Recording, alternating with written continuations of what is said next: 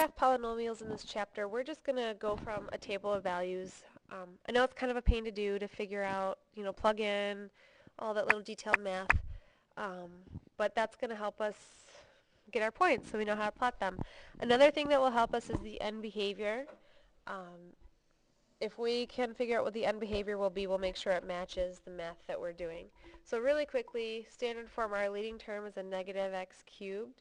So end behavior, as x approaches a positive infinity, that's the right side, we use our leading coefficient, which is negative 1, means it's approaching a negative infinity. So on the right side, I know it's going to head down.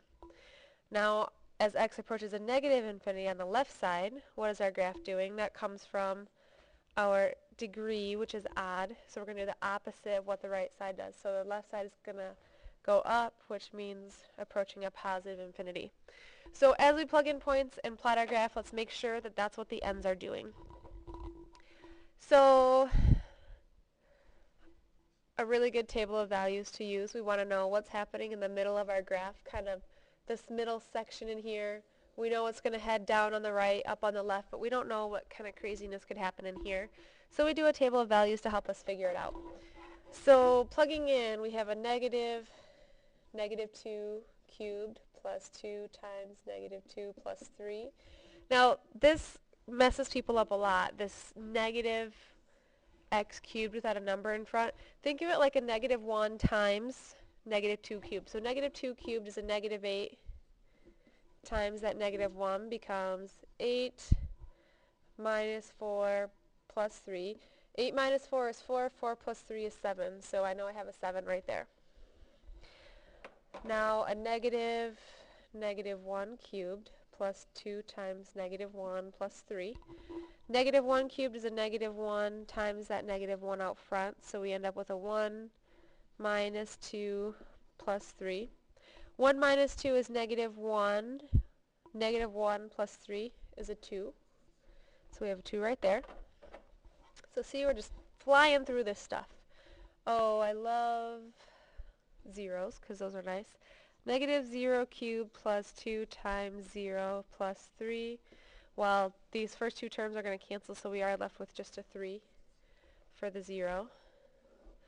Plugging in a 1, negative 1 cubed plus 2 times 1 plus 3. So this is a negative 1 plus 2 plus 3. Negative 1 plus 2 is 1, 1 plus 3 is 4, so we have a 4.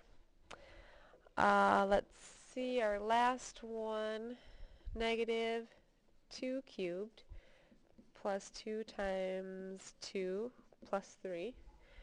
2 cubed is 8, then negative 8 plus 4 plus 3. Negative 8 plus 4 is negative 4. Negative 4 plus 3 is a negative 1. So here's where we'll get a good idea if we did any of that right. Maybe I went through it too fast, which is entirely possible. Negative 2, positive 7 is up here. Negative 1, positive 2.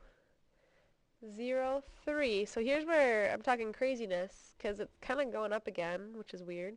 1, 4, and then 2, negative 1, and now we're back down here. So it's weird, right?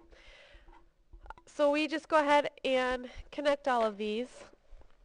I know we are going to come down here, then it curves up, now it's curving down, and we will look like this. Now does this match what we said it was going to do based on our end behaviors? Over here we said, hey, we're going to head down on the right, which we are, and over here we said we were going to head up on the left, which we are. So that's our final graph. It does match what we said, so I feel really good about the math we did. And again, just doing a table of values, be careful with the little details, and these shouldn't be too bad.